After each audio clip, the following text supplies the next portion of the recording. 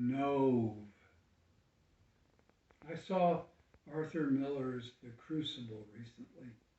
It was more than I could stand. I knew the story. It was all about the insidious cruelty that can come to control a community when fear combines with prejudice and power. The play was based on the Salem witch trials and was written during the McCarthy era. The comparison was not lost on anyone. I had to leave at intermission. It brought to mind my own youthful judgmentalness about an old, legendary woman of the hills of southern Indiana. She was called a traipsing woman, but in some other time and place, even by me, she could have been called a witch.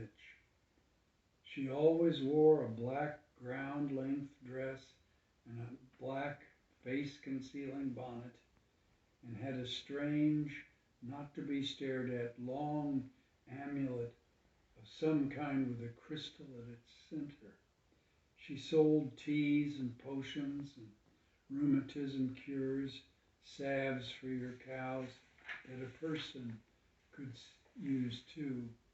If you were sick, she had acidity bags to hang around your neck. They smelled awful. Often she would just appear as if by magic, but she left. But as she left, you could always see her stooped form walking away down the road or over the hill. Her name was Nove. I don't like surprises. It is in my nature to be leery of them. My sense of security is at stake, my illusion of control. It is hard for me to give up on a quieting illusion. Mine make me feel some safety, and that's what I grew up not having. So when Nove appeared suddenly, it was always, so it seemed to me, discomforting. Looking back on it, she did good for me, never harm, but always in a way that was mysterious, always surprising, always illusory. And once she stood between me and danger. My maternal grandmother and her husband, Gramps, had moved to southern Indiana from Dearborn, Michigan in 1941. She grew up in Daviess County, and now she was back home. He'd worked at Ford's, as it was called by the employees, since 1914. He had become a general foreman. Some trouble occurred, I never knew the details, and he was let go, fired, I think. He, however, got some cash settlement, enough to buy 127 acres right on the Daviess-Martin County line. It was wild back in there, and after Pearl Harbor, when the Navy developed the Crane Naval Ammunition Depot, Grandma and Gramps were required to sell 40 acres to them. The lane up to the house was dirt, and there were 3 deserted houses about a half-mile past them. They were long abandoned and beginning to fall down. My Uncle Dean, more about him later, was a carpenter, and he agreed to tear them down for the scrap lumber. It was in the summer of 1944 and hot. I kept nagging him to let me go with him to tear down the houses. Finally, he relented, making me promise to make a pile of the wood as he tore it from the walls. Of course I agreed, and off we went.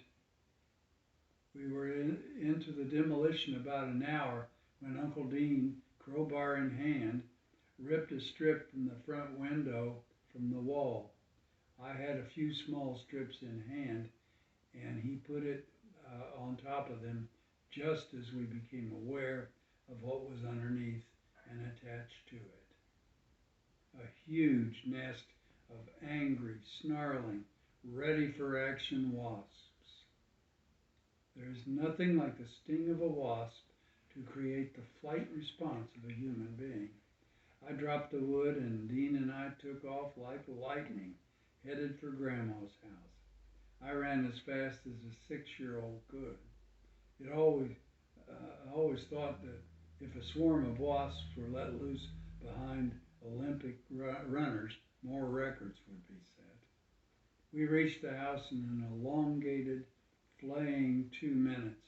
Grandma heard our curdling screams and was waiting, fly swatter in hand.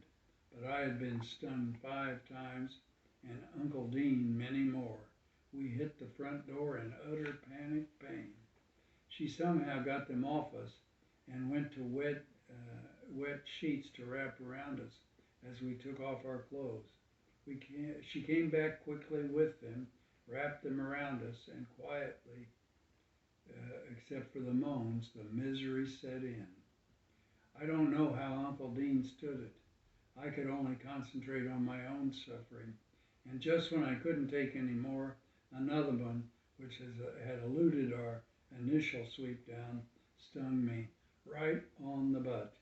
I screamed. Grandma grabbed it with a washcloth and smashed it, but my agony was now abject. The pain wouldn't go away, except for the big red welts. Grandma said I was as white as a sheet that was wrapped around me. Then Nove appeared. She had let herself in, such was the way down in the hills, and came to me first, my high-pitched yells being the loudest, and repeated what Grandma had just said. Jimmy, you're as white as a sheet. Them ain't ordinary stings. Them's woodies. We got to get something on those welts. Deep into her ever-present bag, she fumbled a minute and then pulled from it a small mason jar with green stuff in it. Here, she said, and rubbed a little on each welt. Now 6 of them. I was astonished. It made the stings instantly tingle, then numb. From overwhelming pain, I got my life back. You just lay there, boy, she said, and went to tend to Uncle Dean. There is no feeling comparable to the one that slides quickly from agony to okay. I've only experienced it 2 or 3 times in my life. This was the first, and our traipsing woman had given it to me. She came back in a few moments from tending my uncle, looked down on me lying naked and welted on the kitchen floor, and I saw her smile for the one and only time. There now, that's better, ain't it? I had quit sobbing and nodded yes. She set the jar of salve on the kitchen table and went back to help Uncle Dean. How did she happen to be just there, just then? Sometimes we would go a week or more without seeing her, and sometimes you just have to accept the miracles when they come. After a few minutes, I got up and wrapped the sheet back around me and went to see how Uncle Dean was doing. Just as I came around the corner, I could see him reach out his hand to thank her. She pulled back, rearranged things in that wonderful bag of hers, and said, I got to trape over to the Shaws. Both them brothers drink my tea, but they got to keep their stash separate. You know how they are. I didn't, but she went off over the meadow hill on the Davies County side of the lane to the Shaw's house. Stooped and mysterious, she left us once again, but this time I had seen her smile. If you walk down Grandma's lane in the mailbox and turn left away from the Shaw's meadow, you can see a creek that crossed the dirt road about a half-mile down. When the creek flooded, you couldn't get a car or a wagon across it. On past the creek and halfway up the hill on the other side to the right was an old abandoned church with a graveyard on a cemetery hill behind. Over the door and below the little steeple was a sign, Mount Olive Baptist. The pews were gone, but an old pulpit which had been set over in the corner was there.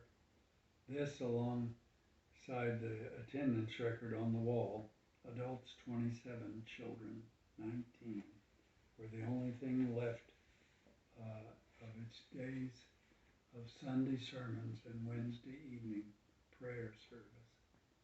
Gramps had taken me squirrel hunting back there once, carried his 22 for him, and he was armed with a 12-gauge shotgun. The trouble with this is that when kills were made, I would give him back the 22, which he would strap across his back in exchange for the dead squirrels. I hated this, but couldn't let on. It was a male thing. He did clean them when we got back to the house, cut off their tails, nailed them to the wall of the shed. We actually ate them for dinner that night. I'm a city boy. This is not a fond memory. When we were across the creek and up near the church clearing, I could see from a distance the cemetery up the hill a little further. It was gated with a little iron fence. It was darkened by huge trees that encompassed it, and just mysterious enough to make me want to go back, this time without cramps in the guns. So I walked down the dusty road over the now dry creek bed, past the church and up the hill toward the cemetery.